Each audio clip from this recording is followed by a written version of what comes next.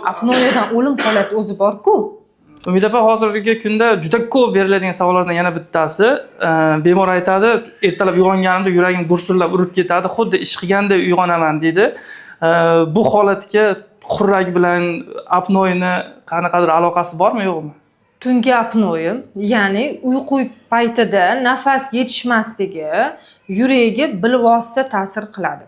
Bu nima degani? Bu degani yurakni tez urishi, ya'ni taxikardiya holatlariga olib keladi. Bemordagi doimiy charchoq, bu kislorodni yetishmasligini hisobiga. Bundan tashqari, davleniyani ko'tarilishiga ham hatto olib kelishi mumkin. Shunaqa holatlar bo'lib turadi tez-tez. Nochnoy apnoe bilan bezovta bo'lib kelgan insonda yuragi tez urib, davleniyasi oshib, hattoki aritmiya holatlari ham yuzaga keladi.